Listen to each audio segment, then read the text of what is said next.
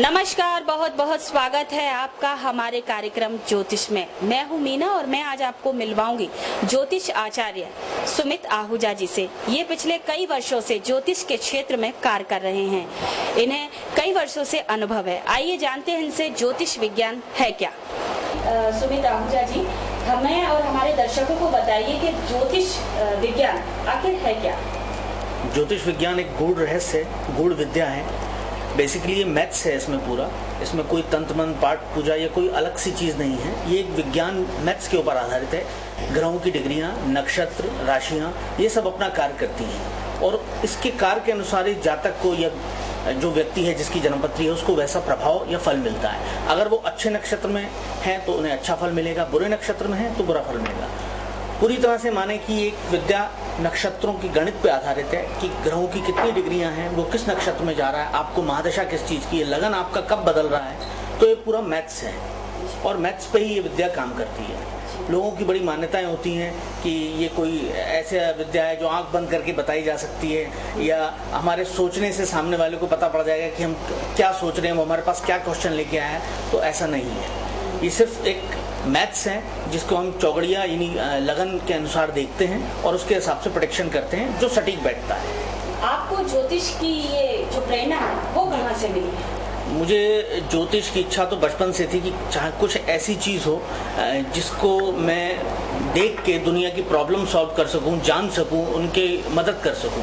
बचपन से थी, लेकिन समय समय पे पढ़ाई पूरी हुई। पढ़ाई होने के बाद मैंने इंजीनियरिंग पूरी की। अपनी इंजीनियरिंग पूरी करने के बाद इंटरेस्ट जागा, धीरे धीरे बड़े गुणी लोगों के साथ उठने बैठने लग गया। अपनी जन्मपत्री के बारे में जिज्ञासा जागी कि इसमें क्या है, इसमें कैसे निकलता है, मैंने इंजीनियरिंग क्यों की, आगे मैं क्या करूंगा। यही सबसे मैं एंटर हुआ था और बाद में मैंने इसमें डिग्रियां ली और एक ज्योतिष आचार्य बना।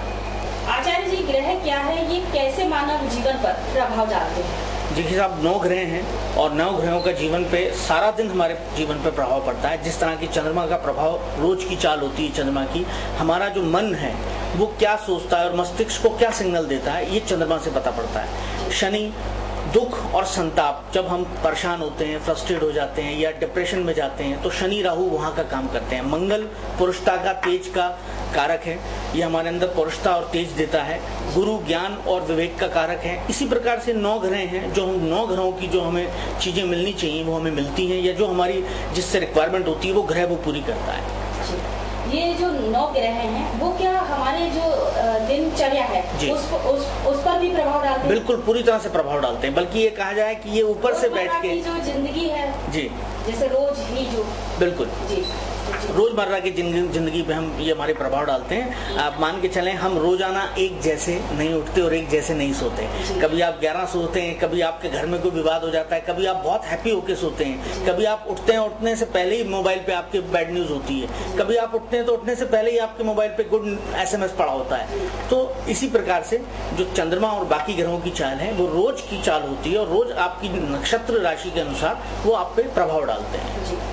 ग्रहों की स्थिति क्या होती है और कौन सा ग्रह है जो हानिकारक होता है? देखिए, ग्रहों की प्लैनेटरी डिटेल जो होती है वो आसमान में है। एक खगोलीय विज्ञान है ये भी, इसको ही कहा जा सकता है कि ये रोजाना ट्रांजिट करते हैं, रोजाना ये मूवमेंट करते हैं, रोज घूम रहे हैं। कोई तेजी से घूम रहा है, जो छोटे प्लैनेट हैं वो तेजी से घूम रहे हैं, वो 2 दिन में अपनी नक्षत्रीय प्रभाव छोड़ के दूसरे ग्रह में आ जाते हैं। और कुछ ग्रह ऐसे हैं जो 45 दिन में ट्रांजिट करते हैं, घूमते हैं। तो ये एक कक्ष में 9 की 9 घूमते हैं और अपना प्रभाव देते हैं। जहाँ तक आपका सेकंड क्वेश्चन है कि किस तरह से ये प्रभाव डालते हैं, तो इनका प्रभाव अपने फल के अनुसार होता है। और आपने क्वेश्चन किया कि कौन सा ग्रह सबसे ज्यादा परेशान करता है। हानिकारक। देखिए, शनि प्लैनेट ऐसा ग्रह है ये जो एक साथ 5 राशियों को घेरे रहता है। किसी की 7.5 में, किसी की ढैया में, किसी की चौथ में।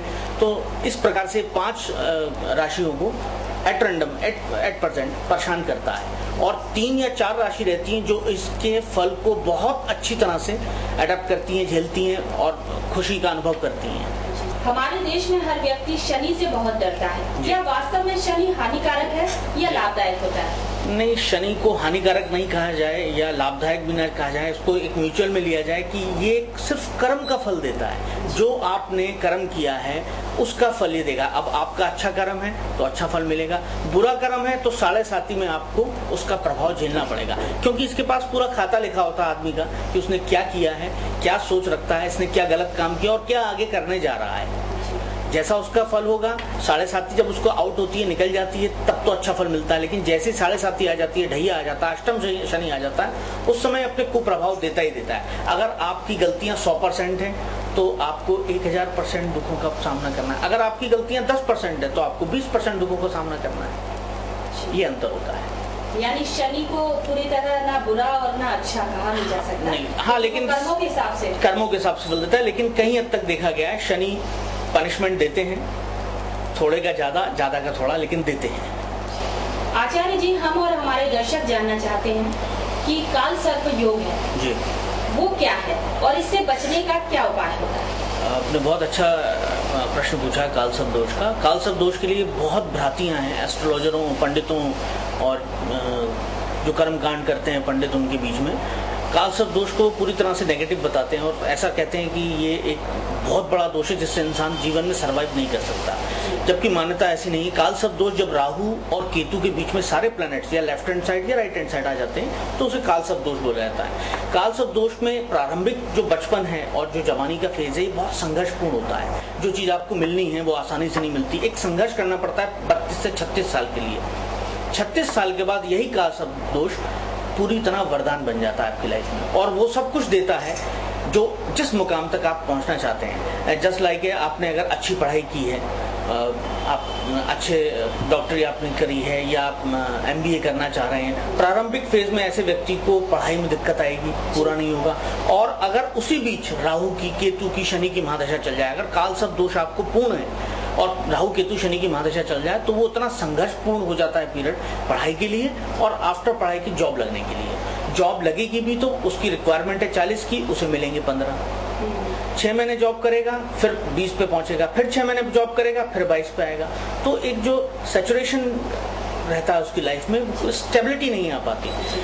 और ऐसा नहीं है कि काल सर्प दोष 100% ही खराब होता है। मैंने जितनी हॉरोस्कोप देखी हैं उसमें काल सर्प दोष पूर्ण काल सर्प दोष है, लेकिन वो लोग हाइट पे हैं। क्यों? क्योंकि उनको उच्च के गुरु की, उच्च के शुक्र की, उच्च के सूर्य की महादशा चल रही है और वो उनको लाइफ में ग्रो करा रही है।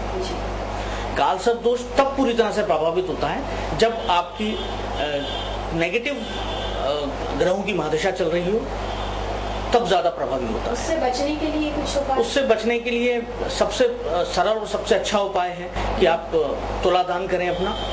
अनाज, 3 अनाज की बोरी से तुला दान करें। पहला जल में, दूसरा थल में, तीसरा कुष्ठ आश्रम या वृद्धाश्रम या अंधाश्रम में आप दान करें। इसके प्रत्यक्ष रिजल्ट आते हैं। कई लोगों की मान्यता है नारायण नाग बलि और रुद्राभिषेक, ये भी इसके पूर्ण वो हैं। लेकिन आपकी बॉडी में से जब कोई सत्य नेगेटिव बाहर निकलता है उसके रिजल्ट मेरे हिसाब से ज्यादा आते हैं। और काल सर्प दोष 12 प्रकार के होते हैं। 12 प्रकार के काल सर्प दोष में अलग अलग फल मिलता है। जो सबसे तीक्ष्ण और तीखा या कहा जाए हैवी काल सर्प दोष होता है वो केंद्र से अष्टम घर के बीच में पड़ता है, जो सबसे ज्यादा घातक होता है।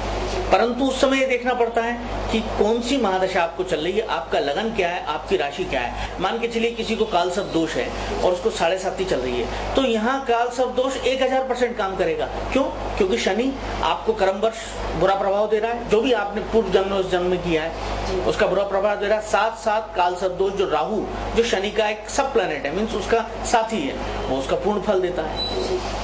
तो काल सर्प दोष जो है वो किसी खास मतलब राशि में होता है या सामान्य जितनी भी राशियां होती हैं सब? नहीं, ऐसा नहीं है। ये सामान्य राशि से नहीं देखा जाता, ये लगन से, यानी जन्मपत्री का मेन चार्ट जो होता है जिसे लगन चार्ट बोलते हैं, उससे देखा जाता है और उसी से पता पड़ता है।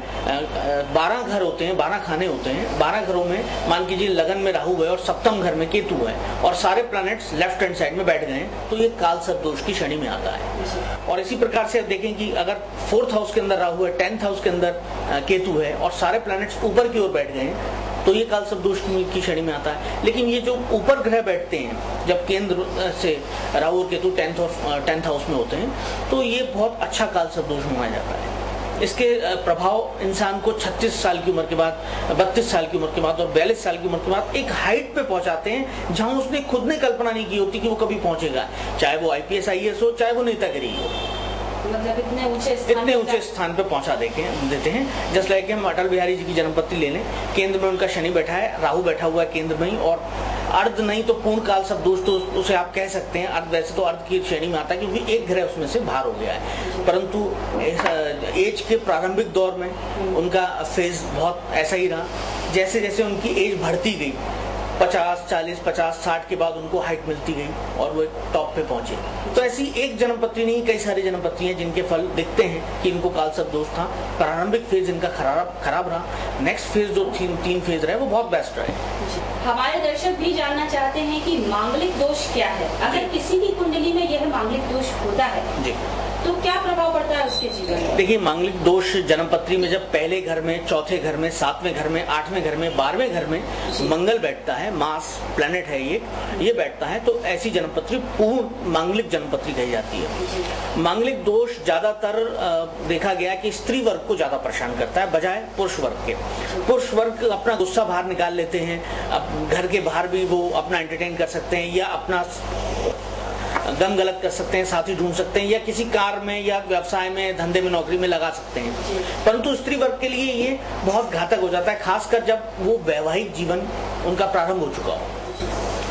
प्रारंभ होने से पहले ही 1, 4, 7, 8, 10, 12 में अगर मंगल बैठा है तो ये जन्मपत्री पूर्ण मंगली होती है। इसका उपचार कराना चाहिए।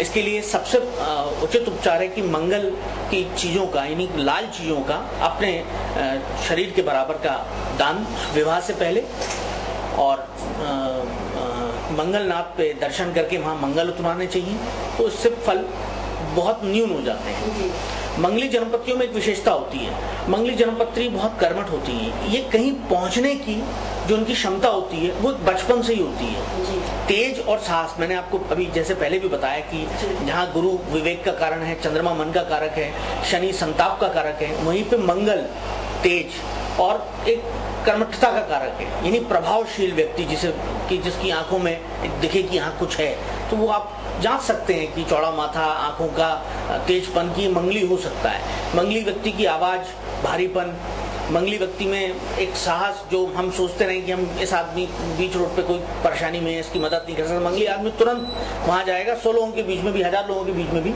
मदद करेगा, चाहे वो सही हो चाहे गलत हो। तो पूरी तरीके से नहीं कह सकते कि मांगलिक दोष जो होता है वो आपके लिए हानिकारक ऐसा नहीं है, लेकिन हाँ, विवाह पक्ष के लिए देखा गया है कि हानिकारक होता है। अगर लगन में स्त्री जातक का मंगल शनि दोनों बैठा है तो देखा गया है कि इसके 2 विवाह संभव है। राहु के साथ मंगल अगर केंद्र में देखा गया किसी भी जातक की जन्मपत्री में, तो उनका जो वैवाहिक जीवन होता है वो हर्डल वाला, परेशानी वाला होता है। कहीं कहीं ये भी देखा गया है, अगर लड़की की जन्म कुंडली में अगर ये मांगलिक दोष है तो उसका विवाह काफी देरी से होता है। ये भी है? हाँ बिल्कुल, या तो उस जातक का विवाह 22 से 24 के बीच में हो जाएगा या फिर 27-28 के बाद होगा। अनुभव में यह है अगर वो पूर्ण मंगली है, डबल मंगली है, तो वो 32 के बाद ही विवाह होता है, और विवाह के उपरांत भी थोड़ी बहुत नोक-झोंक पति पक्ष से चलती रहती है, यानी एक रस जीवन जिसे बोला जाए वो नहीं होता। आचार्य जी, देखने में आता है लड़का लड़की अक्सर अपनी पसंद से जब शादी कर लेते हैं और उनमें से यदि कोई मांगलिक हो तो कैसे उस दोष को दूर किया जा सकता है? देखिए, सबसे पहले तो इसकी जांच कराई जाए। मेरा एक मानना है कि अगर वो लव मैरिज भी कर रहे हैं, उनका मन भी है, आजकल एडवांस हो गया जमाना, एस्ट्रोलॉजी बहुत हाई स्तर पे है, आप सब कुछ जान सकते हैं अपने जीवन के बारे में। अगर वो जांच कराएं तो बेस्ट है। अगर जांच नहीं भी होता, वो बाद में जांचते हैं, उन्हें बाद में पता पड़ता है किसी एस्ट्रोलॉजर के माध्यम से कि साहब एक मंगली नहीं है, तो उसके लिए सबसे बेस्ट है कि मंगल का दान, मंगल का जाप और मंगलनाथ पे मंगल उतारना सबसे बेस्ट है। इसके बाद देखा गया है कि 60 से 70% प्रॉब्लम्स आउट हो जाती हैं, हट जाती हैं, 30% प्रॉब्लम रहेंगी।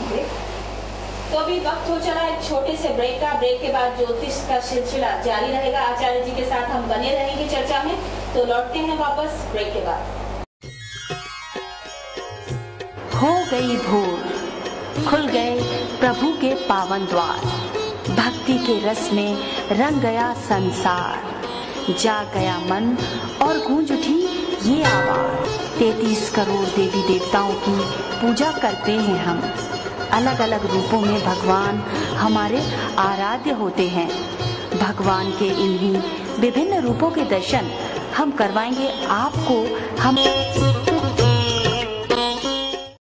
कार्यक्रम ज्योतिष में जो ब्रेक से पहले ज्योतिष जी दे रहे थे हमारी कुछ समस्याओं का समाधान, तो चलिए आगे की चर्चा करते हैं उनसे। आज भी हमारे यहाँ जब विवाह की बात होती है तो जन्म कुंडली जो मिलान होता है वो भारतीय पद्धति में ही शामिल है। भारतीय पद्धति में शामिल। तो उससे क्या फल प्राप्त होता है या क्या लग्न करने में सुविधा रहती है? देखिए, जन्मपत्री मिलान हमारी हिंदू रीति में बहुत बड़ा एक पार्ट अदा करता है। जन्मपत्री मिलान इसलिए जरूरी है कि गुण धर्म कितने मिल रहे हैं। मान के चले लड़का मंगली है, लड़की मंगली नहीं है, यहाँ दोष है। ब्रकुट दोष है, नाड़ी दोष है, नाड़ी दोष में संतान नहीं होती। ब्रकुट दोष में कुनबे से मैत्री नहीं बैठती। इस तरह से 8 पॉइंट हैं और 8 पॉइंट का अलग अलग फल मिलता है। विवाह इसलिए किया जाता है संतान उत्पत्ति हो, आगे वंश बढ़े। इन सब चीजों को देखते हुए मिलाप किया जाता है, गुण धर्म मिलाए जाते हैं। 18 गुण मिलना मिनिमम जरूरी है। 18 गुण से नीचे विवाह नहीं किया जाता। और अगर 18 से ज्यादा गुण मिले तो? 18 से ज्यादा गुण मिले तो और बढ़िया है, और अच्छा है। और गुणों के साथ साथ देखा जाता है कि सप्तम घर जो है, 7th हाउस जो है, जिसे पत्नी और पति का घर कहा जाता है, उसके अंदर अगर राहु केतु शनि बैठे हैं तो ज्यादा दिक्कत आती है पति पत्नी को। गुण मिलाप में सबसे पहले ये देखा जाता है कि लड़के का लगन क्या है और लड़की का लगन क्या है, लड़के की राशि क्या है, लड़के की राशि क्या है। अगर मान के चले 6, 8, 12 लड़की की राशि से लड़के की राशि पड़ती है तो ये मिलाप उचित नहीं है। लड़की की राशि से 6ठी लड़के की राशि है या लड़के की राशि से 6ठी लड़की 8वीं राशि है तो ये मिलाप उचित नहीं है। और इस मिलाप के साथ साथ अगर सप्तम घर में राहु केतु शनि का प्रभाव है, मंगल का प्रभाव है, तो यहाँ गुण धर्म कम मिलेंगे। इसके साथ साथ मान के चले लड़का राक्षस योनि का है, लड़की देव योनि की है, तो यहाँ पे भी मिलाप उचित नहीं है। परंतु बाकी 7 पॉइंटों को अच्छा मिलाप मिल रहा है और सप्तमेश की स्थिति अच्छी है तो विवाह कर सकते हैं। विवाह से उपरांत जन्मपत्री मिलाना इसलिए आवश्यक होता है कि हम जिस परिवार, जिस कुनबे की लड़की या लड़के को हम नहीं जानते, उसके बारे में उस जन्मपत्री से जान सके कि उनका टेस्ट कैसा है, उनकी सोच कैसी है, भविष्य कैसा है, व्यक्तित्व कैसा है, कि झगड़ालू प्रवृत्ति है या शंकालु प्रवृत्ति है, किस टाइप की प्रवृत्ति है। और लड़की से या लड़के से उसका मिलान भविष्य के लिए संतान उत्पत्ति, वंश वृद्धि और कुनबे को एक समाज में प्रेजेंट करने की क्षमता है कि नहीं। इसलिए गुण मिलाप किया जाता है ताकि जीवन भर वो सुखी रहे अपने दाम्पत्य जीवन में। कुंडली मिलान से योग सही बनते हैं? देखा गया कि काफी हद तक तो कुंडली मिलान से योग सही बनते हैं, परंतु अगर किसी का डेट ऑफ टाइम गलत है या उसको पता ही नहीं, बहुत से अनुभव में आता है लोग गलत दे देते हैं, छोटा बताने के लिए, बड़ा बताने के लिए, या उनको पता है कि हमारे लड़के में ये दोष है कि इसका विवाह आसानी से नहीं हो सकता, या कभी कभी मिलान वाले करने वाली जब गलती होती है वो बिना सॉफ्टवेयर की सहायता से पंचांग के माध्यम से गुण नाम देख के, जैसे आपका पहला अक्षर पूछा लड़के का, पहला अक्षर पूछा लड़की का और 25 गुण मिला दिए। परंतु जन्मपत्री में क्या दोष है ये नाम से थोड़ी ना आपके सामने आ रहे हैं। तो जन्मपत्री का मिलान सर्वश्रेष्ठ मिलान कहा जाता है और इसके रिजल्ट अच्छे रहते हैं। अक्सर देखा गया है कि जब हमारे देश में ये प्रथा है कि जब घर में नवजात शिशु जन्म लेता है तो सबसे पहले ज्योतिष के पास जाकर जन्मपत्री बनवाता है, तो उसके आधार पर जो नामांकन उसका किया जाता है या आगे की उसकी जो भविष्य के बारे में बताया जाता है वो कहाँ तक सही है? देखिए, जब जो शिशु न्यूबॉर्न में भी पैदा होता है उसका मिलाना एक छठी बनती है। उस छठी में सबसे पहले तो ये डिक्लेयर किया जाता है, ये उसमें मिलता है कि लड़का या बच्चा या बच्ची मूल में हुए कि नहीं। सबसे पहले मूल चेक किया जाता है। मूल क्या होता है सर? 5 प्रकार के मूल होते हैं। मूलों के 5 नक्षत्र होते हैं। गंड मूल सबसे बड़े मूल होते हैं जो 27 दिन के मूल होते हैं। इनमें पैदा जातक या जातिका प्रारंभिक फेज में अपने माँ बाप के लिए, मामा के लिए और स्वयं अपने लिए हानिकारक होता है। जिस तरह का नक्षत्र चरण होगा, एक नक्षत्र में 4 चरण होते हैं और चारों के फल अलग अलग हैं। मान के चले केतु के बड़े मूल में, जिस मूल में पैदा हुआ, अगर प्रथम चरण में हुआ है तो उसके खुद के लिए अपघात होगा, शारीरिक कष्ट ऐसे बच्चे को बना रहेगा। और मेरे अनुभव में देखने में आया है कि जब मैं देखता हूँ कि मूल में जो यानी केतु के बड़े मूल में 27 दिन में जो पैदा हुआ है जातक, मैंने अनुभव किया पैदा होने के 10 दिन बाद वो वेंटिलेटर पर चला गया और 2 महीने बाद अपने माँ बाप को उसकी चेहरा देखने को मिला है। बड़े मूल के चौथे चरण में अगर कोई पैदा हुआ है तो उसके मामा पक्ष को खराब होता है। तीसरे तृतीय चरण में कोई पैदा हो तो पिता के लिए बहुत हानिकारक होता है। तो जब बच्चा पैदा होता है तो छठी इसलिए बनाई जाती है, अगर मूल है तो मूल की कुछ रिस्ट्रिक्शन है हमारे समाज में, और रिस्ट्रिक्शन में है कि 27 दिन तक पिताजी उनके जो जातक है उसके फादर शेव नहीं करेंगे, घर में दिया बत्ती नहीं होगी। पर 27 दिन बाद जब शुद्धिकरण होगा, शुद्धिकरण के उपरांत ही व्रत कथा होगी और मूल उतारे जाएंगे, तब आगे का प्रोसेस होगा, तब उसकी खुशियां मनाई जाती हैं। जी आचार्य जी, एक और क्वेश्चन हम और हमारे दर्शक जानना चाहते हैं। ज्यादातर लोग ये इसी क्वेश्चन से परेशान हैं, कैरियर और आय जी, ऐसी कौन सा योग होता है इसमें जो कि ज्यादातर लोग आज परेशान हैं कैरियर को लेके और आय को लेकर? हाँ, कौन सा ऐसा बाधक ग्रह होता है जो इनको परेशान करता है, या इनकी जन्म कुंडली को, या इनकी जीवन जो है मानव जाति को परेशान करता है? आप बहुत अच्छा सवाल है। मैक्सिमम आजकल यही समस्या है कि आदमी की कमाई कम है या सेटल नहीं हो पा रहा है। बहुत सारी दिक्कतें इसी टाइप से जुड़ी हुई हैं, और आय सबसे प्रथम चीज है। जब तक इंसान के पास कुछ होगा नहीं वो आगे नहीं बढ़ सकता। जन्मपत्री में 10वां और 11वां घर होता है, 10th हाउस और 11th हाउस होता है, जिससे हम ये देखते हैं कि आय कैसी होगी और ये व्यक्ति क्या काम करेगा। ये इंजीनियर बनेगा, डॉक्टर बनेगा, और लाइफ में इसको अर्न कैसे होगा, कि बड़े हैवी क्वांटिटी में होगा या उसको अपनी क्वांटिटी जो उसकी पूरी आवश्यकता की जरूरत है उससे भी नीचे जाएगा वो। उदाहरण के तौर पे जन्मपत्री में आपको एक दिखाता हूँ। इसका 10th हाउस का लॉर्ड 11th हाउस में बैठा है, और 10th हाउस के अंदर राहु बैठा है 26 डिग्री का। राहु जिस घर में होता है उस घर को प्रभावित करता है, उस कर्म क्षेत्र को प्रभावित करता है। 11वां घर हम देखते हैं कि वो व्यक्ति की आय कैसी होगी। अगर 11वें घर का मालिक 6ठे घर में, 8वें घर में, 12वें घर में बैठा होता है तो ऐसी व्यक्ति की आय न्यून होती है। ज्यादा एफर्ट्स करने के बाद, ज्यादा मेहनत करने के बाद भी उसको कम अर्जित होता है, कम धन लाभ होता है। दूसरी श्रेणी में देखा जाए, अगर 10वें घर का मालिक केंद्र में बैठा है या 10वें घर का मालिक 11th हाउस में बैठा है, और 11th हाउस का मालिक केंद्र में बैठा है, द्वितीय घर में बैठा है, सप्तम घर में बैठा है, चौथे घर में बैठा है, खुद लगन में बैठा है, या 10वें घर में बैठा है, भाग्य घर में बैठा है, तो ऐसे व्यक्ति का जो लाइफ होती है वो डे बाय डे स्टैंड होती जाती है। धीरे धीरे धीरे धीरे वो अपने मुकाम पे पहुंचता जाता है। 10वां घर अपने आप में, 10th हाउस अपने आप में बहुत बड़ी भूमिका निभाता है, और 11th हाउस होता है जो उसकी आय को देता है।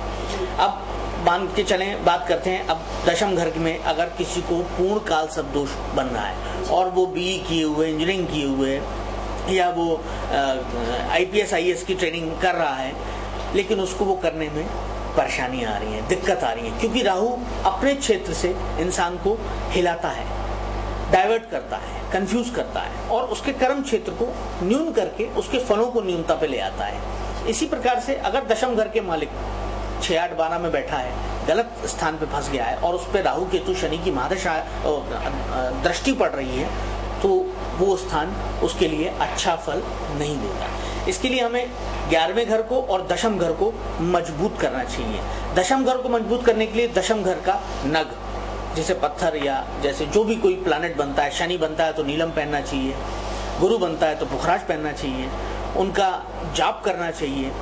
11वें घर का भी पत्थरों का जाप करना चाहिए, उनका दान करना चाहिए। उस ग्रह के देवता को, जैसे इस जन्मपत्री की बात करें तो यहाँ वृश्चिक राशि पड़ रही है, और इस वृश्चिक राशि का जो प्लैनेट है वो मंगल है, और मंगल के देव हैं बजरंगबली। तो बजरंगबली की पूजा, आराधना, हनुमान चालीसा का पाठ, उनको उनके इंटरेस्ट का जो भी भोग लगता है वो भोग लगाना, इस जातक को अधिक लाभ मिलेगा। क्यों? क्योंकि एकादश भाव यानी 11वां घर 11th हाउस मजबूत हो जाएगा।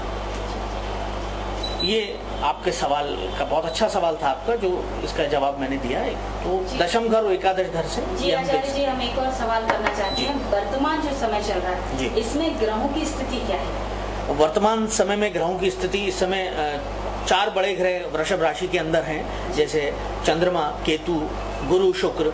सूर्य समय मिथुन राशि का है, और अभी मंगल और शनि का युति चल रही है। जिस दिन से मंगल शनि की युति चली है, आपने नोटिस किया होगा चैनलों के माध्यम से, प्रिंट मीडिया के माध्यम से, कि जगह जगह पर आगजनी हो रही है। तो शनि और मंगल का जो युति होती है अपने आप में राजनीति और हादसों का कारक बनती है।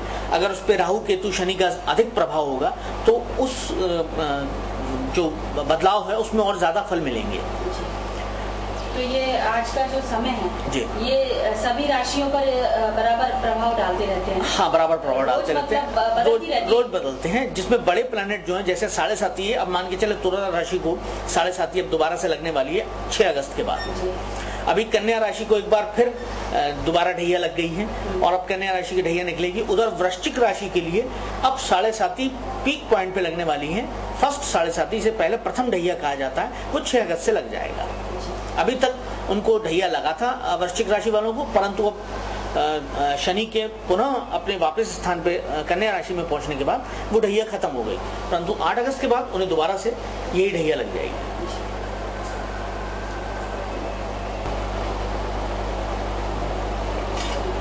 आचार्य जी, क्या ग्रहों का जो कुप्रभाव है, ग्रहों की जो कुप्रभाव दशा है, उसको रोकने के लिए कुछ उपाय होते हैं जिससे पूर्ण लाभ मिल सके? हाँ, ये अच्छा सवाल है आपका। बिल्कुल उपाय होते हैं, उपायों का लाभ भी होता है, लेकिन उपायों की कंडीशन होती है। जैसे राहु केतु शनि की महादशा या मार्केश आपको लगा हुआ है, मान के चलें बुध है अष्टम घर का लॉर्ड और बुध की महादशा चल रही है, तो पूरे 16 साल की स्थिति जो रहेगी वो हिलावट वाली रहेगी। परंतु बुध के अगर सटीक उपाय किए जाएं या जो प्लैनेट आपको परेशान कर रहा है, अगर आप उनके पूर्ण उपाय करते हैं, ढंग से करते हैं, तभी लाभ मिलता है। जस्ट लाइक उपायों, अगर मार्केश वाले ग्रह हैं जो आपको कुप्रभाव दे रहे हैं, तो उनका दान, उनका उसारा, उनका जाप, ये सर्वोपरि होता है। कई बार मान्यताओं के चलते हम लोग धारण करवा देते हैं। मान के चले अष्टम घर का ग्रह है और उसकी महादशा चल रही है और वो परेशान कर रहा है, हमने वो पत्थर धारण करा दिया, तो उस अवस्था में और ज्यादा परेशानी बढ़ती है। हमसे जिस ग्रह को, हमें जिस ग्रह से समस्या आ रही है, हमें उसे अपनी बॉडी में से निकालना है। जिस चीज की कलर हमारे अंदर बढ़ रहा है, जैसे 7 मेन प्लैनेट्स हैं और 7 के अपने कलर हैं। अगर जो आपकी जन्मपत्री का फेवर कलर है, वो उसकी अगर महादशा चलती है तो आपके फलों में बढ़ोतरी आएगी। आपकी जन्मपत्री में जो बेकार ग्रह है, खराब ग्रह है, उसकी महादशा चल रही है तो उसका कलर बढ़ रहा है, आपको उस कलर को उपाय के माध्यम से निकालना है। स्त्रोत हैं, मंत्र हैं, कुछ ऐसे पाठ हैं जिनको करने से, उसारे करने से, दान करने से, बहती नदी में प्रवाह करने से, मंदिर मस्जिद में छोड़ने से बहुत लाभ मिलता है। मतलब ये देखा गया, की जो खराब दशा होती है, बिल्कुल बचा जा सकता है। 100% नहीं बचा जा सकता तो 70% बचा जा सकता है। 30% उन ग्रहों को अपनी शर्त निभाने की स्थिति दी गई है कि आपको इतनी परेशानी तो करनी है। आपकी क्षमता है कि आप उन ग्रहों को कितना रिक्वेस्ट करके अपने फेवर में ले आते हैं। उदाहरण के तौर पे मैं आपको दिन में 10 दफा हेलो करूं तो 11वीं बार आपको मुझे हेलो करना पड़ेगा, चाहे आप मुझसे कितने नाराज हो, चाहे आप मुझसे कितने रुष्ट हो, चाहे मेरी कितनी भी बड़ी गलती हो। तो उसी प्रकार का ग्रहों में है। हम जब कोई उपाय बार बार करते हैं या कोई मंत्र स्तोत्र पाठ बार बार करते हैं, तो हम उस ग्रह को समर्पित करते हैं कि हमारी परेशानियों को, हमारी समस्याओं को कम करे। लेकिन कई मान्यताओं में ऐसा होता है कि व्यक्ति 2-3 बार उपाय करता है और उसे एकदम कोई गोल्डन मौका या चांस नहीं मिलता, या उसे एकदम प्रभाव नहीं मिलता, 10-5% का फल उसे मिलके लगता है कि अब मेरे को कुछ नहीं हो रहा, तो वो छोड़ देता है। ऐसा नहीं करना चाहिए। ग्रहों का पूर्ण प्रभाव होता है तो उनके उपाय भी होते हैं। जिस तरह से सर दर्द होने पे, पेट दर्द होने पे हम गोली खाते हैं, हमें राहत मिलती है और धीरे धीरे दर्द खत्म हो जाता है, उसी प्रकार का ग्रहों का है। जो ग्रह आपको परेशान कर रहा है, जिस ग्रह से, जैसे शनि की 7.5 परेशान करिए, शनि का महादशा परेशान कर रही है, आप शनि का दान कीजिए, शनि महाराज को तेल चढ़ाइए, आपको बिल्कुल लाभ मिलेगा। एकदम ना मिलके 2-4 शनिवार में आपको बिल्कुल अंतर आएगा। आज के समय में आपको क्या लगता है, ज्योतिष के प्रति युवाओं का रुझान बढ़ रहा है या खत्म हो रहा है? क्योंकि जो ज्योतिष विद्या है वो काफी पुरानी, यानी प्राचीन काल से ही चला रहा है। प्राचीन काल से। तो आप ये बताइए, आज की जो युवा पीढ़ी है उससे मतलब कैसे आप मार्गदर्शन देंगे कि ये? मेरे हिसाब से युवा पीढ़ी को मैं कहना चाहूंगा, कैरियर के लिए जब वो चुनते हैं या सब्जेक्ट चुनते हैं, तब उन्हें ज्योतिष की सलाह लेनी चाहिए। और आजकल देखा गया है कि खुद गार्जियंस रेडी रहते हैं कि भाई आप जन्मपत्री देखो, आके अपना सब्जेक्ट चूज करो, आगे क्या करना चाहिए, क्या आपके लिए बेनिफिशियल रहेगा। मेरे पास कई सारी जन्मपत्रियां आती हैं कि आज भी बिल्कुल अब तो युवा उनके माता पिता जी बिल्कुल, और रुझान बढ़ रहा है एस्ट्रोलॉजी की तरफ, ज्योतिष की तरफ, क्योंकि ये मान्यता नहीं रह गई। यहाँ मैथ्स है। हम कोई आंख बंद करके या कोई गैस नहीं लगा रहे कि आपका नाम ये ऐसा है, आप ये कर लो। हम जो यहाँ पे आंकड़े आ रहे हैं उसका फल आपको बता रहे हैं कि भाई आपका 10th हाउस में मंगल है और मंगल आपको डॉक्टर बना सकता है, 100% बना सकता है। तो मदर फादर के साथ साथ जो युवा पीढ़ी है उनमें भी रुझान आ गया है कि हम कर्म अपनी जगह है, उन्हें अब कर्म करना है। मेरे पास बहुत सारी जन्मपत्रियां आती हैं कि भाई बच्चे ने 10th 11th 12th में साइंस लिया और आज ये कंडीशन है कि वो साइंस नहीं चला पा रहा। जब उसकी जन्मपत्री खोल के देखी जाती है तो पता पड़ता है कि ये तो अकाउंट साइड का व्यक्ति था, इनने गलत डिसीजन दिलवाया, प्रेशर में उस बच्चे ने लिया। तो ये बहुत सारी मान्यताएं हैं, बातें मायने रखती हैं, बिल्कुल रखती हैं। और सब्जेक्ट या कैरियर मेरे हिसाब से एस्ट्रोलॉजी के हिसाब से अगर लिया जाए तो ज्यादा बेनिफिशियल है। देखा, अनुभव में यही आया है। दोस्तों, अब वक्त हो चला है आपसे विदा लेने का, यानी कि कार्यक्रम समाप्त करने का। अभी अभी हमें आचार्य जी से जाना कि किस तरह अगर ग्रहों की दशा खराब है तो उसे कुछ उपाय द्वारा बदली भी जा सकती है। तो यही आशा है कि आप भी इस ज्योतिष कार्यक्रम से कुछ आपने जाना होगा कि किस तरीके से उपाय करने से आपके ग्रहों की दशा बदली जा सकती है। तो मुझे यानी मीना को दीजिए इजाजत, अगले कार्यक्रम में फिर होगी मुलाकात। तब तक के लिए नमस्कार।